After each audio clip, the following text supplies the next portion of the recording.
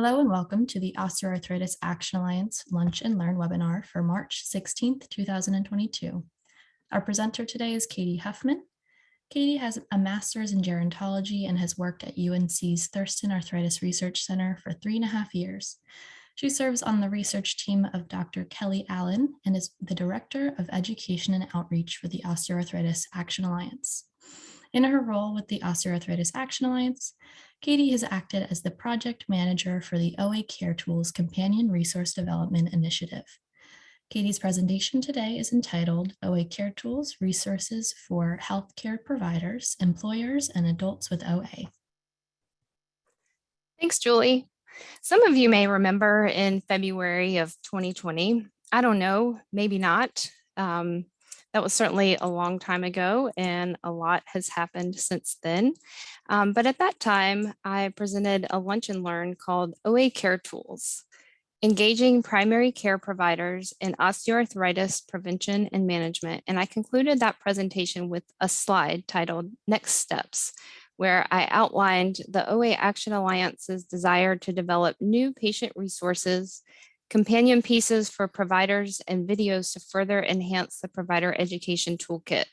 Fast forward 2 years, and I'm excited to tell you about how this vision and then some was turned into reality.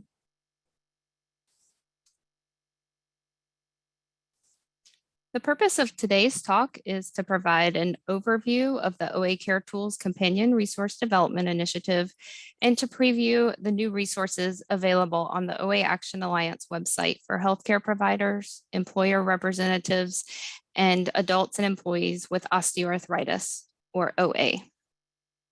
Here's a quick overview of what I'll discuss today. First, a few disclosures, then I'll present some statistics to show why OA matters and why we think these new resources are important. Next, I will provide a brief background of OACareTools and describe the Companion Resource Development Initiative. Finally, I will preview the new resources for each of the 3 main audiences. The OACareTools Companion Resource Development Initiative was funded by Pfizer, and Pfizer collaborated in the development of the resources. The OA Action Alliance also receives funding through a cooperative agreement from the CDC. Toolkit contents and companion resources are the responsibility of the OA Action Alliance and are based on best evidence and best practices in medicine. This presentation is intended to discuss educational resources about the osteoarthritis disease state, and no specific treatments will be discussed. Some of the materials on the OACareTools website were developed independently by the Osteoarthritis Action Alliance with funding from an independent grant from Pfizer in 2019. Adapted from an infographic we created as part of the current Companion Resource Development Initiative, this slide shows some of the statistics we believe explain why osteoarthritis is an important condition for healthcare providers and employers to consider. OA is the most common form of arthritis, affecting 1 in 7 US adults. OA is a leading cause of disability among adults, and more than half of people with symptomatic knee OA are of working age. When joint replacement is required, OA is among the most expensive conditions to treat. OA is also associated with increased comorbidities and other chronic conditions. Over 50% of people with OA have another chronic condition, and over 30% of people with OA have 5 or more chronic conditions. The graphics on this slide are from the original Provider Education Toolkit and show the relationship between OA, pain, and comorbidities. OA can limit a person's ability to self-manage other conditions like diabetes and hypertension because pain from OA is associated with reduced physical activity. All of this can result in a vicious cycle where OA and its related pain and disability can contribute to the worsening of other conditions. Then in the context of the workplace, OA symptoms may affect an employee's ability to perform daily and work routines, such as writing or typing, standing or sitting for long periods, bending and walking, or going up and down stairs. OA can also affect mental health and sleep. OA is one of the most common causes of work loss and is costly for employers and employees. Work loss can come in the form of presenteeism, where workers are less productive at work, and absenteeism, where workers miss more days of work. And OA can even lead to early retirement. It's clear that OA is prevalent in the US. It affects adults of all ages, not just older adults, and it can be costly for individuals, the healthcare system, and employers. The OA Action Alliance has many resources already describing the burden of OA and the recommended prevention and management strategies, but we wanted to find a way to elevate this information to really make an impact far and wide to reduce the burden of OA. Many of our resources on the burden of OA and treatment recommendations are found in the original Provider Education Toolkit, or Osteoarthritis Prevention and Management in Primary Care. The Provider Education Toolkit is an existing web-based set of tools originally intended for primary care providers, which the OA Action Alliance completed in the fall of 2019. The OA Action Alliance independently developed this toolkit with funding from a Pfizer Independent Grant for Learning and Change. The resulting toolkit has 9 learning modules for primary care providers that are designed to help improve healthcare providers' ability to recognize, diagnose, and treat OA. This is an example of a learning module in that original toolkit.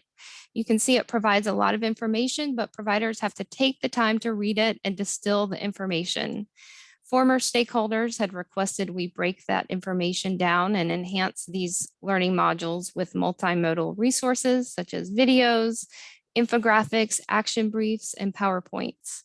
Additionally, while much of the information in this provider education toolkit could be used by other groups like employers or adults with OA, the OA Action Alliance wanted to increase engagement with those groups by developing materials on OA that were customized for employers and working adults and individuals with OA. So in order to develop those expanded innovative resources, the OA Action Alliance partnered with Pfizer in a collaboration known as the OACareTools Companion Resource Development Initiative. And it resulted in the 21 resources that I'm going to share with you today. In these new resources, our desire was to elevate the role of physical function in OA pain management and the use of functional assessment in clinical care, while also encouraging patient and employee engagement in self-management and shared decision-making opportunities. We propose to do that by developing practical tools, including videos, educational handouts, and PowerPoint resources to communicate key messages to providers and their patients and employers and their employees. To start off this initiative, the OA Action Alliance created a stakeholder survey to identify gaps in OA understanding and resources among providers and employers, and to determine their preferred learning styles or formatting for that content. We conducted an online survey for about 6 weeks and distributed that through our various communications channels and partner organizations.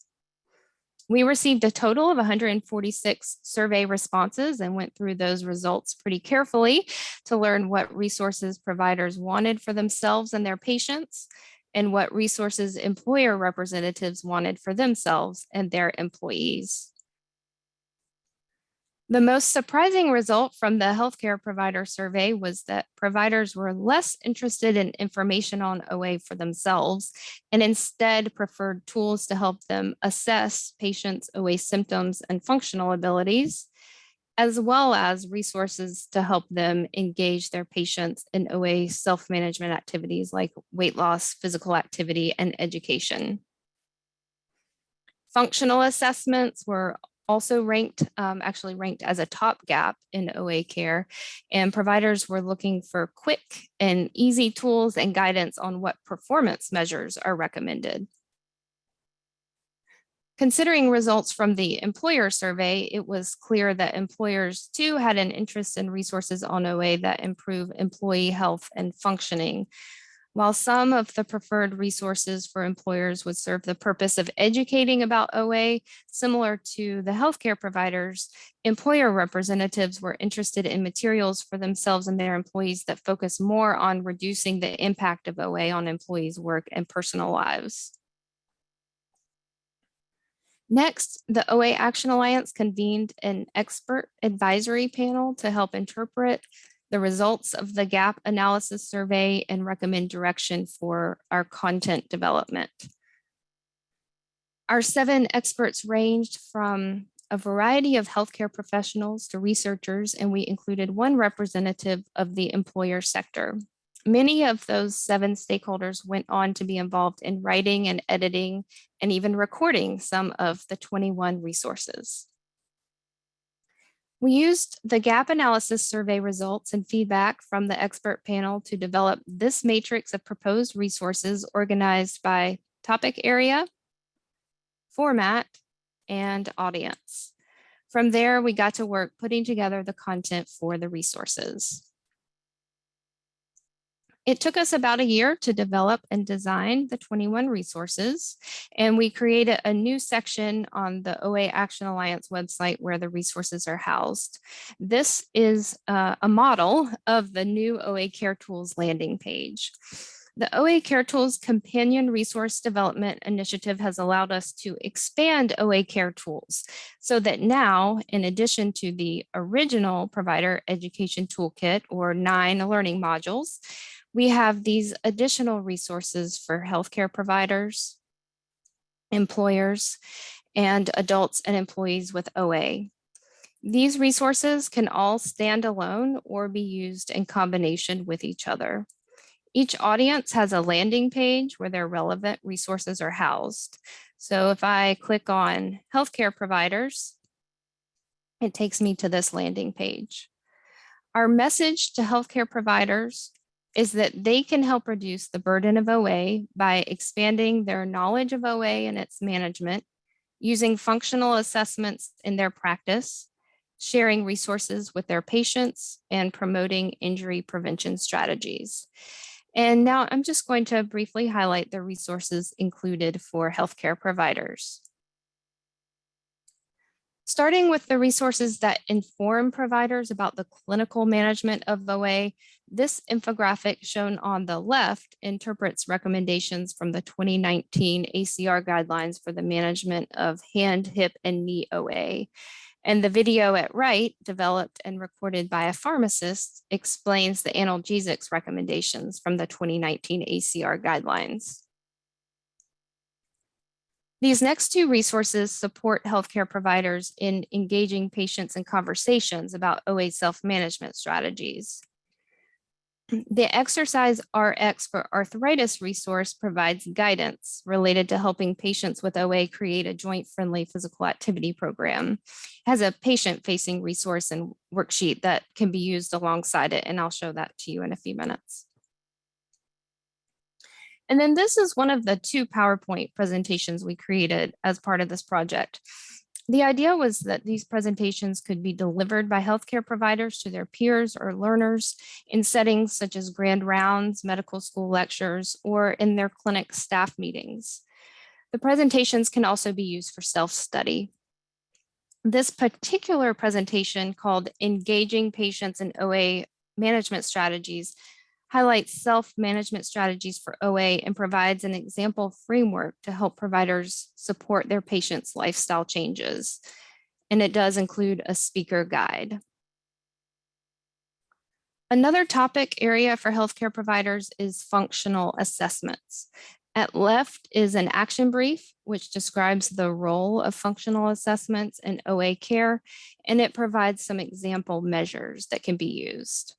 And on the right is a video which features Matt Lowe, a practicing nurse practitioner in Florida, discussing the use of functional assessments in OA care. And then the second PowerPoint presentation we created for this project is on functional assessments. This presentation provides an overview of many functional assessment tools for OA that are currently used in clinical care and work settings, and it also includes a speaker guide. This last resource was developed to address the gap analysis survey result where OA prevention rose to the top as the biggest gap in OA care. Within the topic area of prevention, weight management was selected as the most important topic to address. This one-pager explains how OA and obesity are interconnected and suggests strategies that can help prevent and manage both diseases. And then moving on to the resources for employers. The audience that we envision for these resources includes business advocates, benefits and wellness consultants, company managers and leaders, human resource representatives, and medical professionals seeing patients in occupational settings. Our message to employer representatives is that they can help reduce the burden of OA by expanding their knowledge of OA and its management, implementing arthritis-friendly benefit plans, workplace policies, and wellness and safety initiatives, sharing resources with their employees, and promoting injury prevention strategies. From the employer representative on our expert advisory panel, we learned that employers would not necessarily be familiar with OA. He encouraged us to start with the basics and frame it within the context of a workplace setting. He suggested including information about healthcare costs, presenteeism and absenteeism rates, safety issues to consider. So that's where we started. The infographic that you can see here at left provides a general overview of OA, including its impact on employees, its relationship to comorbidities, and how it impacts employers' bottom line. And then the video at right highlights some of the financial costs of OA to employers and employees. In this handout, we wanted to educate employer representatives about the recommended treatment options for OA and give examples of ways that employers can help reduce the economic and personal burden of arthritis through their benefits plans, workplace policies and programs, and safety initiatives.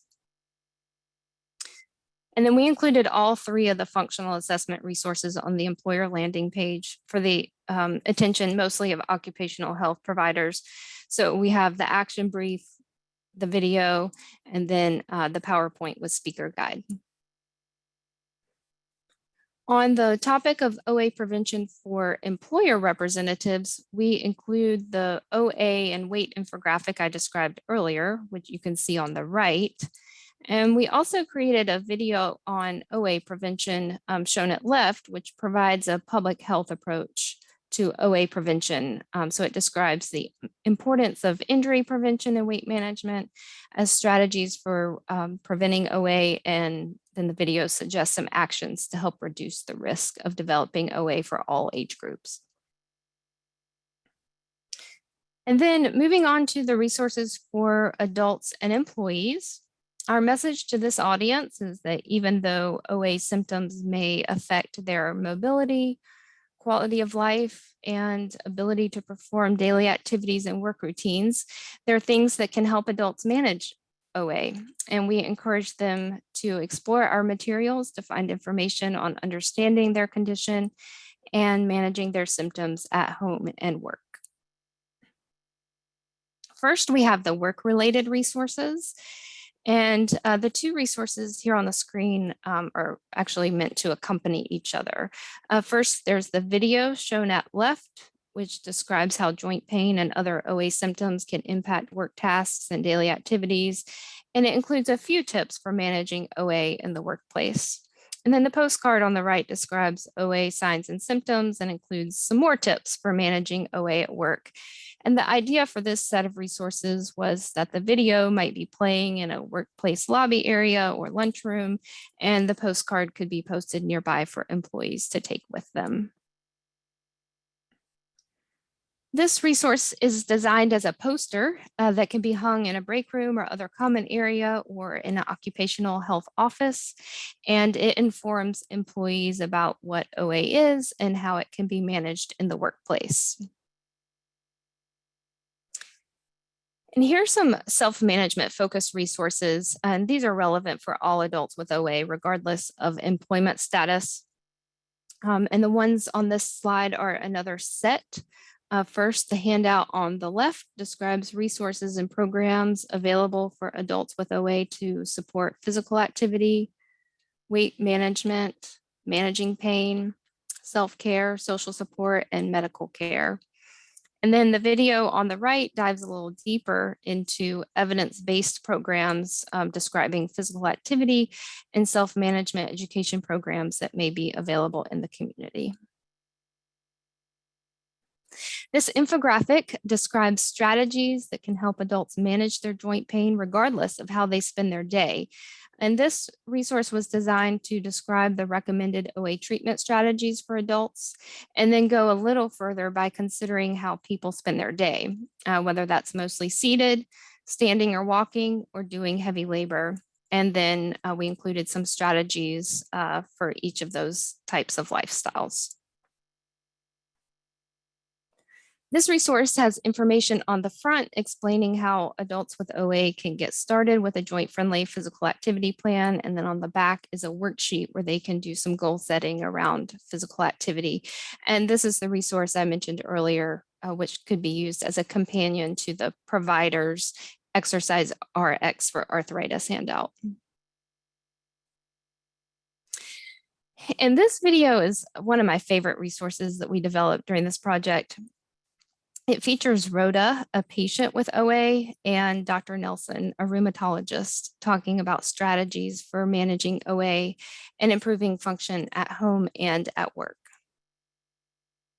And then lastly, on the topic of OA prevention, we include this video that I described earlier, which uses a public health approach to relay the importance of injury prevention. So that wraps up 20 of our resources. And I'll get to the 21st here in a minute. But now that we've created these resources, we really hope that they will be used by employers and healthcare providers.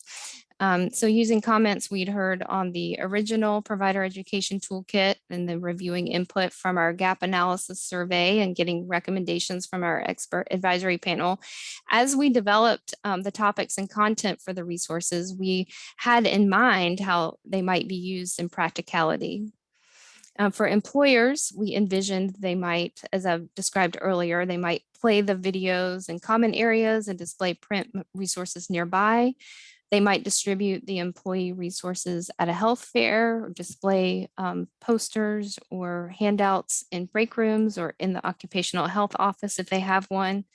And then we hope they'll use the employer education pieces when discussing benefit plans, wellness programs, and safety programs. And we hope healthcare providers will use the handouts to tell their patients about programs and resources for adults with OA. They can certainly use the various handouts, the physical activity worksheet, to help their patients create a plan. We can imagine they might display the patient resources in clinic waiting areas or in clinic rooms. And then with the PowerPoint presentations and speaker guides, we hope to both encourage peer-to-peer education around the topics of OA self-management and functional assessments, but also help facilitate conversations among providers about how those practices and those assessments could be used in their particular clinic setting.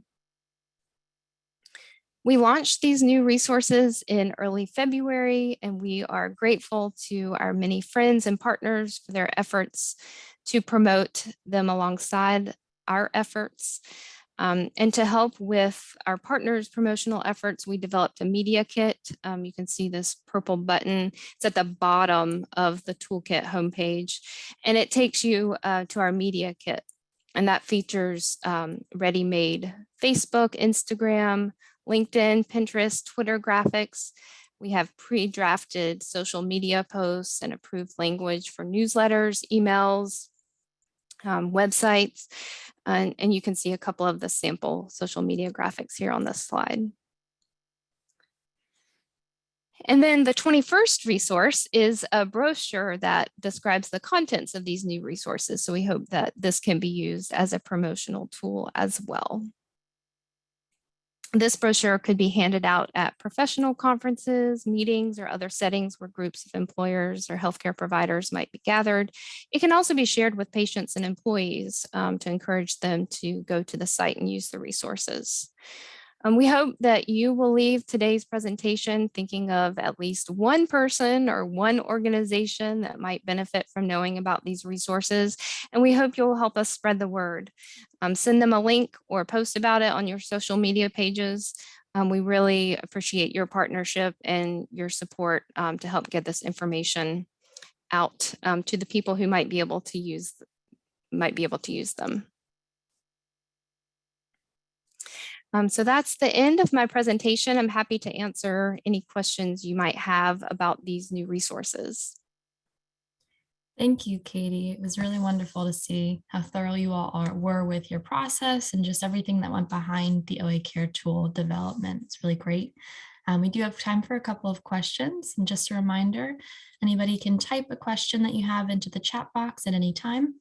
Also, in a few minutes, you will see a poll pop up on your screen with some survey questions. So please answer those before you leave the webinar. It looks like we have time for a couple of questions. Katie, I was wondering if you could tell us about some examples of things that employers can do to make their workplace more arthritis inclusive. Yeah, that's a good question, and it gets a little into some of the information that we have included in the resources. So I'll just give you a taste now, and then hopefully you can check out some of the resources we created for employers on that topic. There are quite a few policies and programs that employers can implement to support their employees with OA or to help employees prevent even developing the condition. One example is reducing the need for movements in the first place, like heavy lifting, squatting, kneeling, climbing, things that might increase the risk of developing OA or that might make OA symptoms worse for people who already have the condition. And that can be done by bringing in special equipment like lifts or tractors to help do some of the tasks that people were doing manually before. Or employers can develop policies that allow employees with joint pain to switch to less demanding jobs or to have maybe even alternate schedules. And then outside of that, employers can encourage work breaks, activity pacing, walking meetings is a good one. And then one thing that I know a lot of employers are already doing is providing assessments where experts will come and take a look at employees' job duties or even their job environment and make recommendations about assistive devices like standing desks or lumbar supports for chairs or other accommodations that will help them do their jobs more easily and with less pain. And then another thing employers can do is when they're thinking about their benefits plans or wellness programs, just to remember osteoarthritis and that many of their employees may have that condition or and to make sure that some of the treatments for OA are included in their plan, whether that's certain medications or supportive devices like hand and knee braces, and even including evidence-based physical activity programs, like providing those on site or providing access to walking trails or to gyms, since physical activity is so important for people with OA. Great, yeah.